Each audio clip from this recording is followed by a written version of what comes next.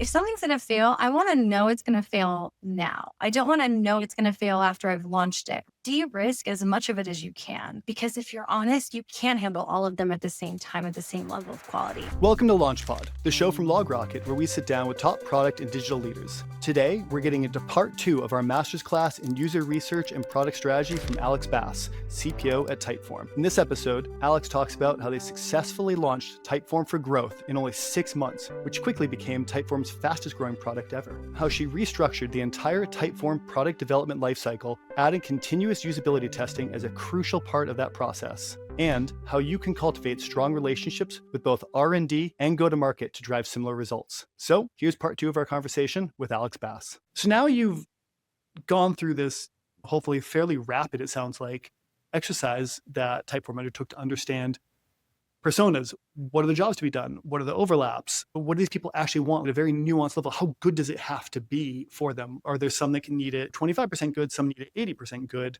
And then this idea of distilling out feature constellations and where can we go and build, and maybe it's fair to put it like, how do we spend the least amount of time building the most value for users so they'll pay more money? Isn't that just the best articulation of the product leadership? That's the goal, right? Like, how do I spend less time generating features that people pay more money for? There, I just defined product for everyone. We are making huge strides here today. So this is all well and good. Research is wonderful, but this is the point where sometimes some organizations fall down. Now you need to go, and you as a product leader, you need to take all this wonderful knowledge and that Lee and the teams help you generate, and you need to actually go and work with product operations teams and engineering teams, go-to-market teams to build it and sell and get out into the market, distribute it and sell it. So maybe we start with, there was a semi-recent launch of, I guess, one of the first outcomes of this research that has hit the market, and it's done really well from what I understand. So maybe let's start from the end and work backwards a little bit. And so we're here and you've launched Typeform for growth and it came out of this. Let's maybe start there. Yeah, let's do it. So Typeform for growth is interesting because yes, we did this research in 45 days, start to finish. Gee, it was really expecting fast. like 6 months. That's ridiculous. Wow. You guys, well done. Yeah, it was a labor of love, but we got there in the end. So I think part of it is you get the insights together, and then the other part of it is then you socialize them. And then it starts to get exciting though. And like, then you start to see the cool, you're like, you just can't stop. So get it. Wow. So 45 days to get the insights, 6 months to build the core capabilities that we had defined that would ultimately make up Typeform for growth. The Typeform for growth was essentially our new product launch, which is a premium package of Typeform, whose purpose is to help all of our customers who needed video, they needed AI capabilities, they needed reporting and analytics, they needed some other capabilities beyond what is typically available within Typeform's core to accomplish things that would help them grow, whether it's the primary use case we targeted was lead acquisition, but people use it for other things, right? Like they use it for talent acquisition, for community engagement, et cetera. So there's lots of little sub use cases that people use Typeform for growth for. And it was an interesting project, right? Because it come in and there's not this unified strategy across the board. We do the research, we then do the work to get folks aligned, we get things in motion in terms of what we're going to build to deliver on this. And we have to partner with go-to-market on the launch moment, right? Because all of our successes is commingled, right? Marketing can't be successful without product innovation, can't be successful without marketing. So it's like these two teams need to collaborate together in order to see the output and the fruits of our labor come to fruition. And Typeform for Growth is our fastest growing product at Typeform today, which is really exciting. All made possible through crazy collaboration across the teams. And there was resistance, right? So I don't think that any of these things that we're talking about today, Jeff, are easy. I wouldn't look at the last year and a half and describe it as easy, right? It's hard. It's hard in terms of the work that you're doing. It's hard in terms of the relationships you're having to build and collaborate with. And hard maintaining the conviction in the face of differing points of view, of differences happening in the market. You know what I mean? There's always going to be some level of friction across anything that's worth pursuing, but we ended up getting there. And so one of the things that I would say really differentiate the way that Typeform does product development and how we were able to bring this to life that maybe I'm sure a lot of other product folks know these tools and use these tools, but I think Typeform uses them a little bit differently than ours. So when I came in, there was no product development lifecycle process. And so we're talking teams were shaping things right before the cycle started, the cycle of development started. They would build them, they would release them, they would go on something else, shape and build that thing. And so there wasn't this like cohesive strategy around we need to do this step A, step B, step C. And by the end of step C, so a customer can do X, right? It was a lot of disparate investments that were coming from customer feedback, customer needs, but they weren't oriented towards a singular unified objective. So I would say that's the first thing that this research plus product development lifecycle was able to unlock for us.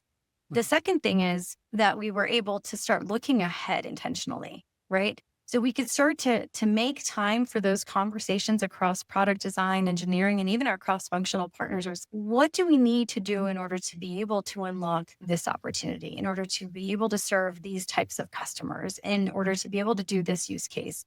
And I think that had not been part of kind of core conversations at Typeform, at least when I joined. There was probably some stage at which it was there, but it had faltered. Probably through the transitions of leadership across Typeform's history as well. So that was one piece that really helped us. And in the product development lifecycle, there's no product development lifecycle I've ever seen across any organization is the same, right? Different product design, ops folks bring their points of view to how that process should evolve. And I fully believe that's exactly how they should do it. There's probably best practices you could leverage, but you really need to understand where your organization is, how much process they're willing to tolerate at that particular point in time, how much process they actually need, because certain teams have really good, really well-honed skills that maybe you don't need to triple check, double check, and document the heck out of, right? Versus others where sometimes there's these gaps that you need to use process in order to be able to improve holistically and standardize across the team what is being delivered. And so Typeform's strength, I would say, is design. But the challenge is that there wasn't a ton of consistency and reviews across the board. And so there were things that would pop up that would be different in the analysis space than they were in the creator space across the product. And as soon as we started to put in place key ceremonies that would allow us to look at the things that were coming up for shipment and review them as a group together and find inconsistencies and find issues and challenges before we shipped, the better off our shipment processes were and the more effective we were. The other thing that we ended up doing is standardizing usability testing. And so I would say from when I started to right now, we leverage usability testing tenfold more than we did before. We put customers in front of these designs. We have these conversations like we were talking about earlier. Is this meeting your needs? What do you expect this button to do? How would you imagine that this experience would unfold next? Here's what we were thinking. What is your feedback? Pros and cons, etc. And I think what that does is it helps illustrate where there's those gaps before you go to market. Because to me, I think what has happened as an industry in product development as a whole is we have, with the proliferation of these user data tools where you can see the clicks and you can see where people are going, where they're getting stuck, et cetera, through tools like Amplitude, et cetera. We have, I think, forgotten the art of being able to really talk to somebody about their user experience and understand the whys behind it. And like you said, I think the click-through data is only going to give us small percentages of information. The context we get from having real conversations with humans improves our ability to solve their problems tenfold. And that's one thing that I feel like has maybe gone sideways in the industry. And I am such a huge fan of user testing, of design, product management, collaborating with customers and with research to get a sense for, is this meeting minimum requirements of usability? Where are the traps? Where can we improve, et cetera? It's been a game changer for us. I love the kind of concepts there of we have findings that come out, and this is based on really deep research and understanding what do people need, who are they, what are they trying to do, but how advanced do these things need to be even. But then pairing it on the, okay, now let's make it happen. And there is step one, you start to build it, but let's put in place the ceremonies so that we can ensure that like what you're building matches what we found and then the checks to be able to make sure as it's being built and once it's built, does this do the thing that we thought? Because I think that's one area where people fall down so fast and don't even realize it is it's a little bit of maybe the game of telephone, maybe it's a little bit of lost in translation, but so many times I feel like you run into this thing where you know what you need to do. Someone on the other side who's actually gonna make it knows it. And then what comes out is maybe 80% on the mark, 85%. But that last 15% can really often be the difference between exponential success and like, yeah, you did fine. It was okay. But then also then you're going the extra step of let's bring in users. Let's validate that we went the whole thing. We did the research, we talked to people, brought forward engineering and product ops to get it done. They're building it. We made sure it matches the thesis from back here. Now let's bring that same kind of person around to the front. Does this do the thing we thought? Were we right? Does this unlock the value? I love it. It's so complete. And this is one of those things that you're saying it and I'm listening to it going, isn't this just how everyone does it? Like, why would you do it any other way? But I also know that's just not true. And it's not that easy. It's one of those things that is so smart that when you hear it, you're like, yeah, that's obvious, but it's not until someone says it. Totally agree. And I think it's interesting because experimentation, I think, has encroached on user testing a little bit in the sense that people assume that they can get all of their questions answered through experimentation. And it's just not true. I am seeing so many teams leverage experimentation, make incorrect assumptions about what they actually learned from those things because you don't have that why in the room from the consumer angle. And my whole perspective, and I've said this to my team several times, which is if something's going to fail, I want to know it's going to fail now. I don't want to know it's going to fail after I've launched it, right? To me, the art of product development and the agility, right? Because we've talked about agility in the industry for technology teams start moving from waterfall to agile approaches of development, et cetera. But you can pull that agility up into product development as well. De-risk as much of it as you can, right? So use research tools to help you prioritize your problem spaces, because if you're honest, you can't handle all of them at the same time, at the same level of quality. And then every incremental step you make forward towards having a clear concept or clean feature experience that you want somebody to get value from, bring customers in, have those conversations, validate it so that when you do your experiment, you're setting yourself up for success as much as you possibly can. And then the experiment can actually tell you what the experiment is intending to tell you, which is like how much this is actually generating engagement and other elements, right? And not necessarily trying to help you understand why it's not hitting the mark of what customers were trying to accomplish. I always tell my team one of the goals we have is I want to find as fast as possible with as little work as possible what doesn't, so we can get rid of it and focus on the things that do work. But right, what you describe is you can use a lot of research and a lot of analytics tools and other things to understand and to get closer to what your hypothesis is. Why do we think that is? What should we be investigating? But the last step has to be, does this help people? As product, we are here to solve problems for users and to our company paid. And if you don't solve the problem, it does not matter what you ship or how fast you ship or how good you ship and how well designed it is if it doesn't solve the problem. But then also, did you design it in a way the user can use it? You might solve the problem, but it's not designed well and the user can't do it. And then you didn't solve it actually. There's one thing I also want to touch on here is we went through all this bit of working with the user, but was there an element too of what does the set on the market look like competitive analysis? How is this solved currently? And do people already have these things solved, or are we kind of entering greenfield? How good do we have to be better than the market? Absolutely.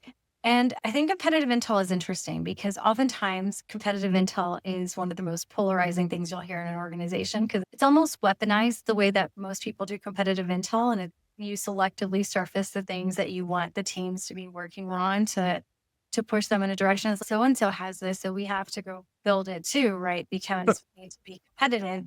And it's always this vague perception, and people always describe what they have from a feature perspective a little bit differently too, right? So people often, I find in product especially, will go a little ahead of what the capability can actually do, right? It's always the most benevolent description of what the capabilities can do that end up surfacing on marketing pages, et cetera.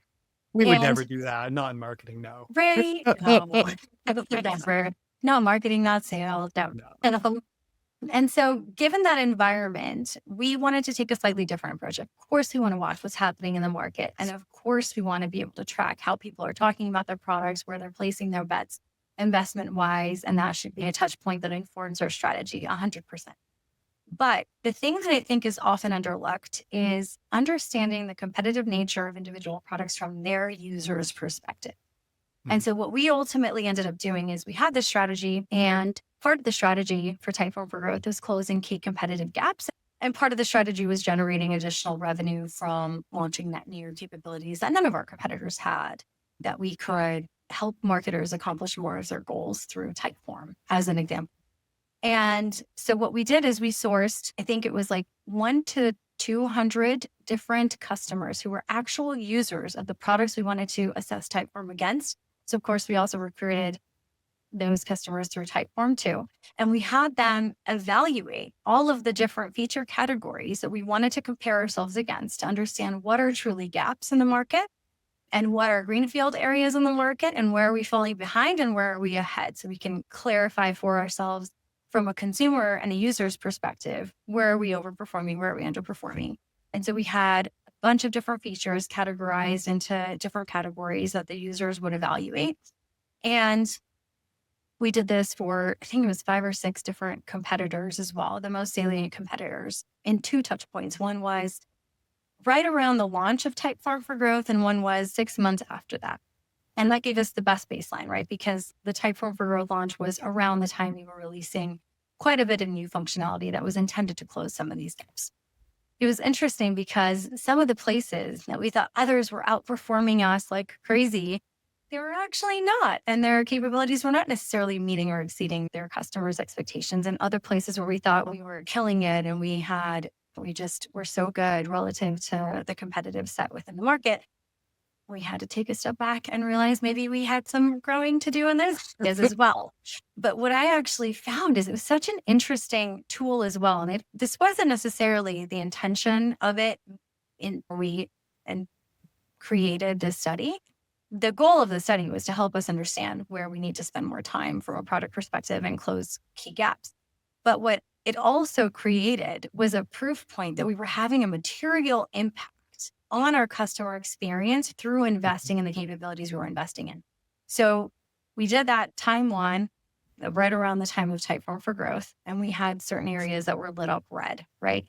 And then when we compared the categories 6 months later in the places where we had invested, it had increased in some cases 30, 40% in terms of perceptions from consumers around those areas, which is wild to me because when you think about how long it takes for capabilities to get out, consumers to use them, to form an opinion and have that opinion actually change about the products that they're using and those perceptions to be integrated, it usually takes a longer time than the cycle that I feel like I witnessed. It was really impressive to see that come together. And it was so encouraging to share with a team that, hey, here's tangible evidence that from the consumer's point of view, the things you all have been working on hard to ship to solve these key customer problems, customers are noticing, and it's changing the perception of Typeform as a product because of it. It was so exciting to see that. It was one of, I think, the best things we did outside of that initial piece of research. That's one of the best payoffs is you have all this just immense work to get this research done quickly, to ship the product quickly. And like you said, strains relationships, it's mentally taxing, and you get it done. But seeing the impact of that being how fast sentiment can change when you really do something special and really do it right, that's the treat at the end of the meal. And it's amazing.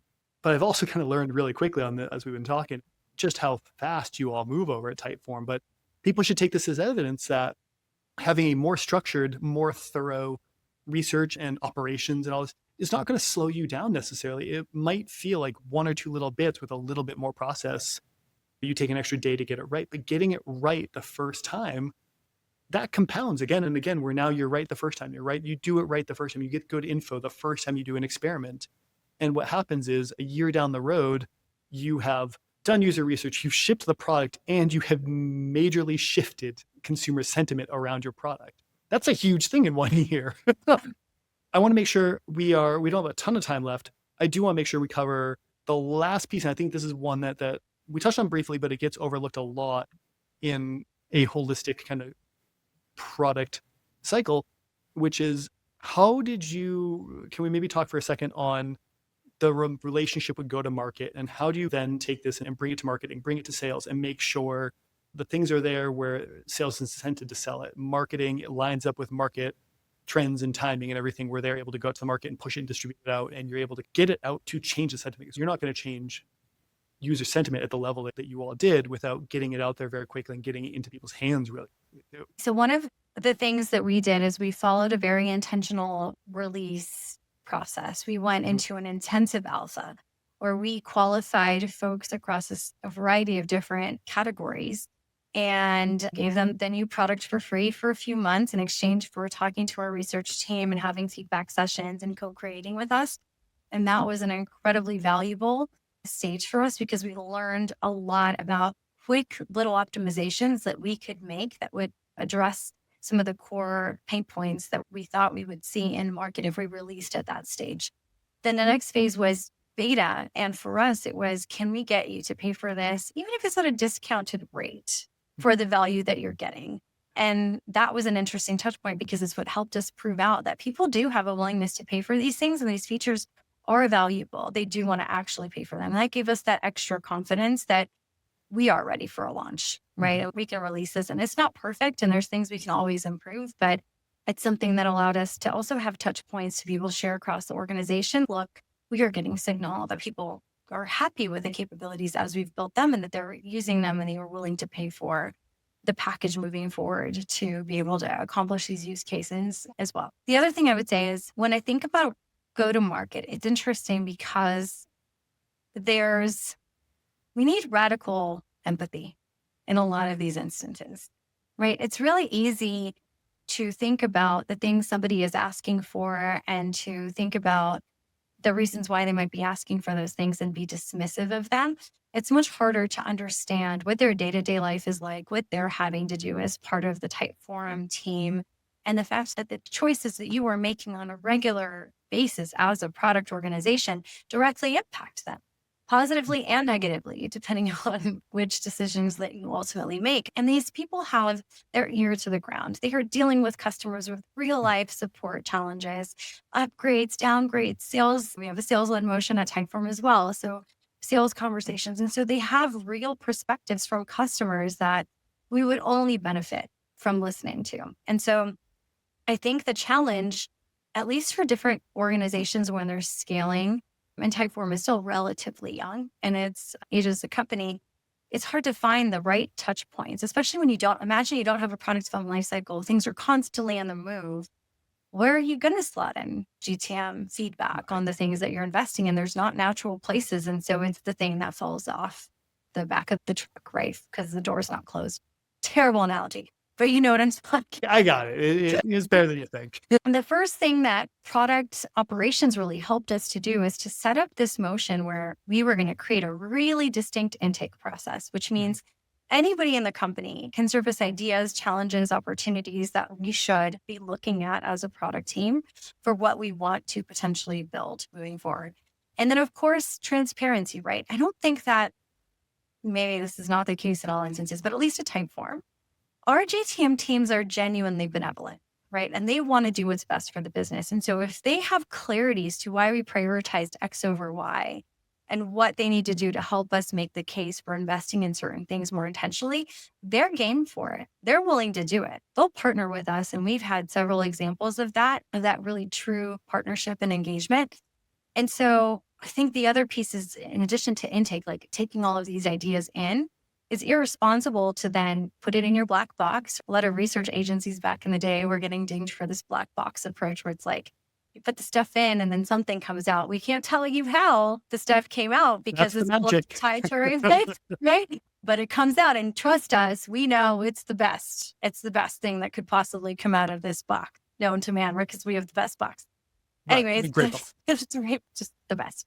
So the idea is that we started the intake process. We then told the organization how we were going to prioritize. We have constraints, right? We have resource constraints. Teams are organized by domain area. So we can't do 30 things in the creation builder at the same time, right? That's just not how our team is structured to be able to build new capability. Not to mention, if we did have all the teams working just in the builder, imagine the level of collisions you would see and how chaotic that experience would be without the intentional and purposeful creation that our teams are following. So the idea is, hey, let's actually report back as to why we're surfacing this, right? Why we're prioritizing things that we're prioritizing. And some of them were, hey, we got to do this for differentiation because we're losing deals tied to this. And some of it was, this is an opportunity because research is surfacing that this is something people are willing to pay for. And some of it was, we think like that this thing paired with this thing equals better market penetration in this particular use case. So let's test this out and see what ultimately happens. But that transparency helped us be able to tell the story to our GTM teams, and they were able to help us align. And in cases where we both had this feeling like, it feels like something's there. There's an opportunity here, but we're not really seeing it come through customer requests. We're not really seeing deals that say they fell through because of it. We work together to figure out, are we really getting the right information from all of these sources? Or is there something else that we could do to get a sense for how do we tell what the opportunity is a little bit better than what either one of our teams are getting signals for today? And then we partner on, right? So we have enablement sessions with CSMs or with salespeople to say, hey, if you hear anything that sounds like these things, flag it for us because these are the kinds of things we're trying to create an opportunity for. And we want to know if you're seeing some of these things pop up, et cetera. But it's that transparency and that true partnership and alignment that I think really helps, and learning from each other. So I don't know if you've seen a couple of my LinkedIn posts lately, but there's 2 ceremonies. And it was interesting because I went to Lenny's product leader summit back in San Francisco. One of the things that Coda had surfaced in their session was, what are your company ceremonies, right? What are the things that help your company function more effectively? And when I think about that at Typeform, there's 2 major ceremonies that have an outsized impact for the organization and for collaboration between GTM and R&D teams. One of them is the customer sync, and that's where we all come together, research, customer success, support, sales, all of the functions basically talk about what are the things they're hearing from customers that particular month, right? Because we do this on a monthly basis. We all align on let's triangulate some of this feedback and figure out what's going on there. And the second one is our company demo, because the other most important thing that I think is hard to get right is making sure you have transparency on what's shipping.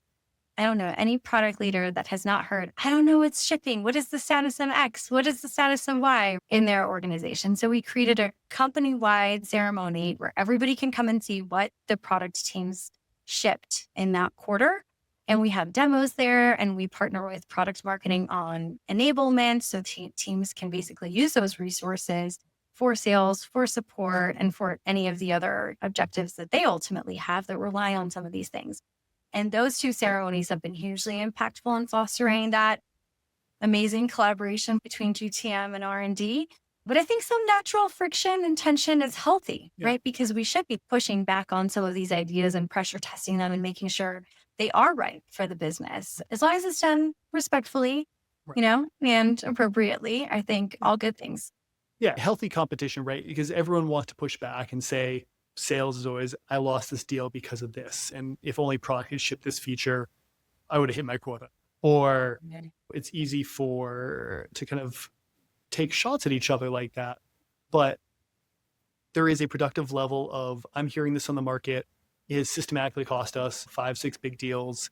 And I don't know why we're not prioritizing this versus just going, they should have built this. But those kind of ceremonies allow you all to come to a shared point of view or a shared understanding, and they can see, they shipped that feature because they shipped this and this is one, but also as you align on what's going on with the customer, they might be able to realize that was a one-off problem. It's not really a systematic problem. And yeah, we could have built that, but it would have cost us these 2 features that helped us get 20 customers. So all right, that was a good trade-off. I can live with that kind of thing.